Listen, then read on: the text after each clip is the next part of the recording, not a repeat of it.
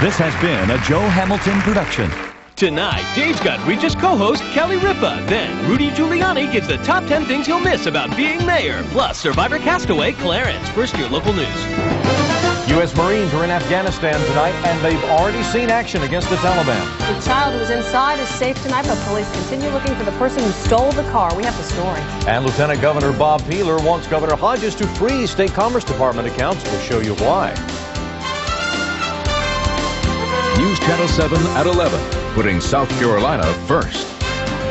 Good evening. U.S. Marines have landed near the last remaining Taliban stronghold in the southern Afghanistan city of Kandahar. Here are tonight's headlines as America fights back. Shortly after they set up a base on a desert airstrip outside Kandahar, U.S. aircraft attacked an armored column very close by. President Bush said America must be prepared for loss of life during this perilous new phase of the war in Afghanistan. More than 1,000 Marines are expected to be in that area by midweek. In northern Afghanistan, near Mazar-e-Sharif, there's still no end in sight to the prison uprising that started over the weekend when Taliban prisoners managed to get their captors' weapons and started shooting. Hundreds of people are dead.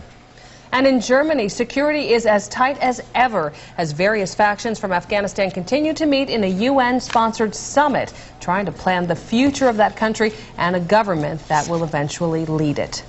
U.S. Marines hit the ground running in northern Afghanistan. Their first objective is to bust any possible terrorist escape routes. Terry Okita has the latest from Washington. On their first day in Afghanistan, the Marines seized an airstrip that Army Rangers raided a month ago.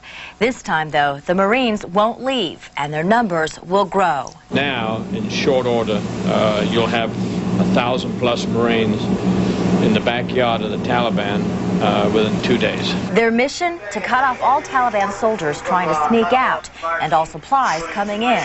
American soldiers are now in the middle of combat all across Afghanistan, including Mazar-e-Sharif, where opposition forces are trying to end an uprising by Taliban prisoners. Special forces and soldiers from the 10th Mountain Division were on the ground when a U.S. airstrike to stop the resistance began. We're going on the building that's in the center of the compound house. There are Taliban inside that right now. We got the airplanes on that target first, over. Hey, Mr. B, advised, they're about ready to drop. Pull back at this time. Hey guys, get out. Get out. Heads up, there's shrapnel inbound. The misguided U.S. bomb hit too close to a United Front position, seriously injuring 5 U.S. soldiers. Stop. We've got wounded Americans. Those Americans are recovering at a military hospital in Germany, not far from where the UN will host a summit beginning Tuesday on the future of Afghanistan. That summit will include all major factions in Afghanistan except for the Taliban. Those diplomatic talks grow increasingly important as the ground war gets more intense for Afghanis and more Americans go in. Terry Okita, CBS News, Washington.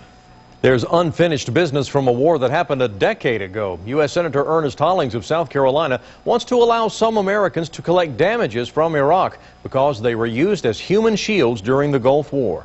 Orangeburg native Cecil Brown was among hundreds of people taken hostage in 1990 after Iraq invaded Kuwait.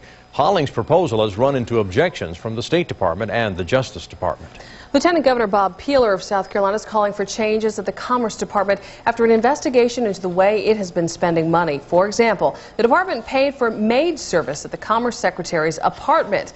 That came from an industry recruitment fund paid for by companies like BMW, Scana, Bell South, and Wachovia. Peeler is calling for commerce records to be open to